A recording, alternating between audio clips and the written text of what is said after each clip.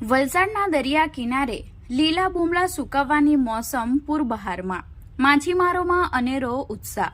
શિયાળાની શરૂઆત થતાં જ વલસાડ જિલ્લાના દરિયા કિનારાઓ ખાસ કરીને કોસંબા, મગોદ, દાંતી, તિથલના કાંઠા વિસ્તારો એક અનોખી પ્રવૃત્તિથી ધમધમી ઉઠ્યા છે। અહીંના માછીમારો સમુદાય માટે અત્યારે લીલા બુમલા પકડીને તેને સૂકવવાનો સુવર્ણ સમય ચાલી રહ્યો છે। દરિયામાંથી પકડાયેલા તાજાને ચમકતા લીલા બુમલાને સૂકવીને તેમાંથી સૂકા બુમલા બનાવવાની આ પરંપરાગત પ્રક્રિયા ખૂબ જ રસપ્રદ અને મહેનત માંગી લેતી છે।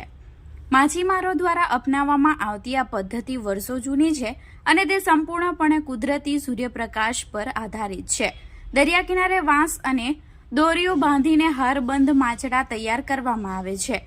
આને સ્થાનિક ભાષામાં વગા કે માંડવા પણ કહેવાય છે।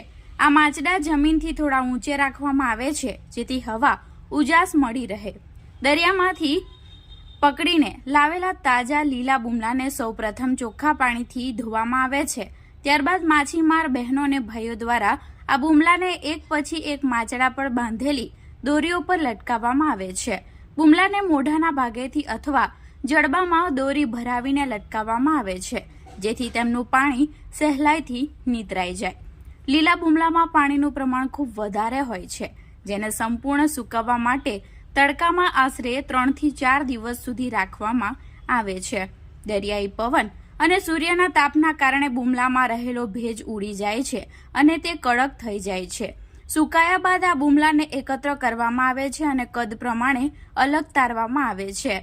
ત્યારબાદ તેને કોથળાઓમાં ભરીને સ્થાનિક બજારો તેમજ મહારાષ્ટ્ર અને અન્ય રાજ્યોમાં નિકાસ કરવા માટે મોકલવામાં આવે છે। સ્થાનિક માછીમારોના જણાવ્યા મુજબ લીલા બુમલા કરતાં સૂકા બુમલાની માંગ બારેમાસ રહેતી હોવાથી આ સિઝન તેમના માટે કમાણીનો મુખ્ય સ્ત્રોત છે। ખાસ કરીને વલસાડ અને ઉમરગામના બુમલા તેમના સ્વાદ માટે ખૂબ પ્રખ્યાત છે। આમ અત્યારે વલસાડના દરિયા કિનારે જ્યાં જુઓ ત્યાં વાંસના માછડા પર લટકતા હજારો બુમલાનું દ્રશ્ય જોવા મળે છે જે આ વિસ્તારની ઓળખ સમાન છે।